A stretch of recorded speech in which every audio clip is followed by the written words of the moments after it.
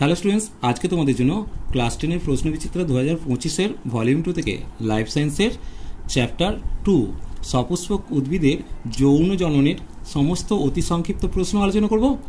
আর যদি তোমাদের এমসিকিউ প্রশ্নের দরকার হয় অবশ্যই তোমরা কমেন্ট সেকশনে জানাবে, তাহলে তোমাদের জন্য এমসিকিউগুলো আপলোড করব। চলো আজকের ভিডিওটা দেখে নেব। প্রথম যে দেখো কোশ্চেনগুলো দিয়েছে অতি সংক্ষিপ্ত উত্তরধর্মী প্রশ্ন। দেখো নিচের বাক্যগুলো শূন্যস্থানগুলোতে উপযুক্ত শব্দ বসাতে বলেছে। প্রথম একের কোশ্চেন, কোনো ফুলের পরাগরেণু যখন ওই ফুলের গর্ভমুণ্ডে পড়ে তখন তাকে কি বলে? উত্তর হবে অটোগ্যামি বলে বা স্বপরাগযোগ বলে। তাহলে এখানে কোশ্চেন দিয়েছে স্বপরাগযোগ কাকে বলে, উদাহরণ দিতে বলেছে। স্বপরাগযোগ কাকে বলে তোমরা পারবে। দেখো স্বপরাগযোগ তোমরা এইটা লিখে দেবে, আর উদাহরণ হিসাবে চিনে বাদাম, দোপাটি, যে কোনো একটা লিখবে। আমি এখানে দোপাটি লিখে দিলাম। এরপর দেখো দুয়ের কোশ্চেন, স্বপরাগযোগের ফলে ড্যাশ বীজে পরিণত হয়। তোমরা জানো ডিম্বক বীজে পরিণত হয়। খেয়াল রাখবে ডিম্বাশয়টা ফল হয়, ডিম্বকটা বীজ হয়। তিনের কোশ্চেন, ড্যাশ একটি পতঙ্গ পরাগী পুষ্প। উত্তর হবে আম একটি পতঙ্গ পরাগী পুষ্প।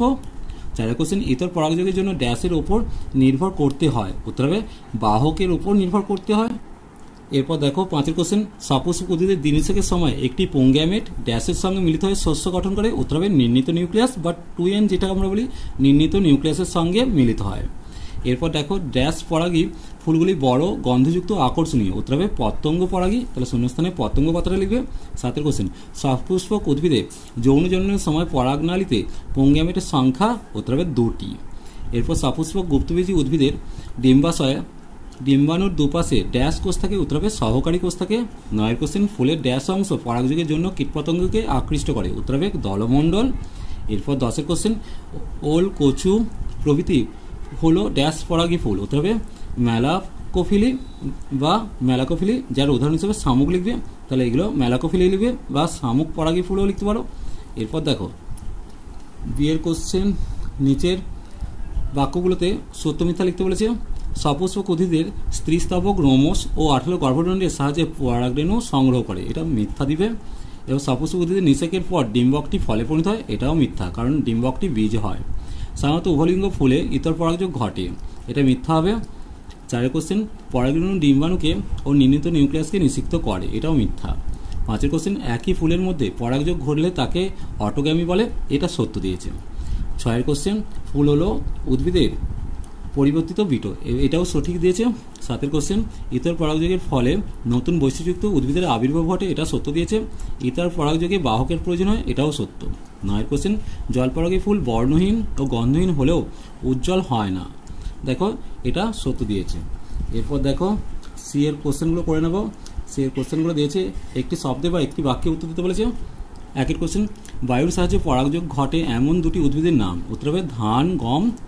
2 কোশ্চেন, জলের সাহায্যে পরাগযোগ ঘটে এমন দুটি উদ্ভিদের নাম। পাতাঝাঁঝি, পাতা শ্যাওলা ইত্যাদি। ইতর পরাগযোগ দেখা যায় এমন দুটি ফুলের নাম লিখতে বলেছে। উত্তর হবে পেঁপে, সূর্যমুখী ইত্যাদি। 4 কোশ্চেন, জিনোগামী কাকে বলে? উত্তর হবে একই প্রজাতিভুক্ত দুটি ভিন্ন উদ্ভিদের ফুলের মধ্যে পরাগযোগকেই জিনোগামী বলে। 5 কোশ্চেন, ফুলের সাহায্যকারী স্তবক কী কী? উত্তর হবে বৃতি আর দলমণ্ডল। আর 6 কোশ্চেন দেখো, বায়ুপরাগী ফুল বলতে কি বোঝো? দেখো যে সমস্ত ফুলের বায়ুর বাহকের মাধ্যমে পরাগযোগ সম্পন্ন হয় সেটা হচ্ছে বায়ুপরাগী ফুল। উদাহরণ হিসেবে ধান, ঘাস ইত্যাদি। এরপর 7 কোশ্চেন দেখো, জলপরাগী ফুল বলতে কি বোঝো? দেখো জল মাধ্যম যখন বাহকের হিসাবে পরাগযোগ ঘটায় তখন তাকে জলপরাগী ফুল বলে, যেমন পাতা শ্যাওলা, পাতাঝাঁঝি ইত্যাদি। একটি ফুলের গর্ভপত্র সাধারণত কী কী অংশ নিয়ে গঠিত? সাধারণত 3টি অংশ নিয়ে গঠিত, গর্ভমুণ্ড, গর্ভদণ্ড, গর্ভাশয়। এরপর 9 কোশ্চেন দেখো, ডিম্বাণু দেখে নাও। ডিম্বাণু নিষেকের পরে কিসে পরিণত হয়? ডিম্বাণু নিষেকের পর ভ্রূণে পরিণত হয়। এরপর 10 কোশ্চেন, সপুষ্পক উদ্ভিদের নিষেকের আগে ডিম্বকের ভ্রূণস্থলে মোট কটি নিউক্লিয়াস থাকে? উত্তর হবে 8টি নিউক্লিয়াস থাকে। নিষেকের পর ডিম্বক ত্বক কিসে পরিণত হয়? উত্তর হবে বীজ। এরপর দেখো, এই স্তম্ভে দেওয়া শব্দের সঙ্গে বিস্তম্ভে দেওয়া সর্বাপেক্ষা উপযুক্ত শব্দটির সমতা বিধান করে উভয় স্তম্ভের ক্রমিক নম্বর উল্লেখ সহ সঠিক জোটটি পুনরায় লিখতে বলেছে। এরপর দেখো এখানে দেখে নেব ম্যাচিংটা। দেখো এক একটা হচ্ছে ইতর পরাগযোগ। উত্তর হবে কোনটা? নতুন বৈশিষ্ট্য সম্পন্ন উদ্ভিদ সৃষ্টি হয়। 2টা হচ্ছে গর্ভমুণ্ডের স্থানান্তর। গর্ভমুণ্ডের স্থানান্তর কোনটা হবে? পরাগরেণু। 3টা হচ্ছে এন্ডোস্পার্ম বা শস্য নিউক্লিয়াস। উত্তর হবে কোনটা? ট্রিপ্লয়েড প্রকৃতির হয়। ডিম্বাশয়। উত্তর হবে কোনটা? ফল, ডিম্বক, বীজ। ভ্রূণের খাদ্য, ভ্রূণের খাদ্য কোনটা হবে? দেখো ভ্রূণের খাদ্য হচ্ছে শস্য, অর্থাৎ গয়ের সাথে ম্যাচিং হবে। স্বপরাগযোগ, স্বপরাগযোগ কোনটা হচ্ছে? বাহকের প্রয়োজন নেই। এরপর ভ্রূণস্থলী, ভ্রূণস্থলী হচ্ছে 8 নিউক্লিয়াস যুক্ত হয়।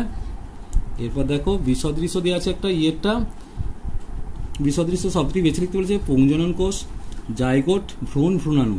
দেখো পুংজনন কোষ, ভ্রূণ, ভ্রূণাণু এগুলো এন প্রকৃতির হয়, আর এটা কি হচ্ছে? ডিপ্লয়েড প্রকৃতির, এটা ডিপ্লয়েড, এগুলো হ্যাপ্লয়েড প্রকৃতির হয়। এরপর দেখো নিচের প্রথম শব্দজোটটির সম্পর্ক বুঝে দ্বিতীয় শব্দজোটটির শূন্যস্থানে উপযুক্ত শব্দ বসাতে বলেছে। দেখো একটা ডিম্বাশয় ইজ টু ফল, ডবল is to dash is to বীজ, উত্তর হবে ডিম্বক ইজ টু বীজ হবে। পুরোগামী ডিম্বক রন্ধ্র, মেসোগামী ডিম্বক ত্বক, তাহলে এই জায়গাটা ডিম্বক ত্বক লিখছো।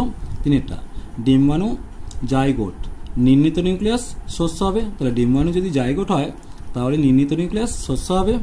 চারটা পক্ষীর দ্বারা পরাগযোগ, পক্ষী পরাগী, পতঙ্গ দ্বারা পরাগযোগ, পতঙ্গ পরাগী হবে। এরপর যেটা দেখে নেব, নিচে 4টি বিষয়ের মধ্যে কোনো 3টি অপর বিষয়ের অন্তর্গত, সেই বিষয়টি খুঁজে বার করো এবং লেখো। দেখো অটোগ্যামি, ক্লিস্টোগ্যামি, হোমোগ্যামি, গেইটোনোগ্যামি, উত্তর হবে অটোগ্যামি। এরপর 2 নম্বরে কোশ্চেন করছে, এই জন্য নেক্সট ভিডিও নিয়ে খুব তাড়াতাড়ি হাজির হবো। চলো আজ এই পর্যন্তই। ভিডিওটি ভালো লাগলে লাইক শেয়ার ও কমেন্ট করো, পারলে চ্যানেলটিকে সাবস্ক্রাইব করে নিও। চলো টাটা, বাই বাই।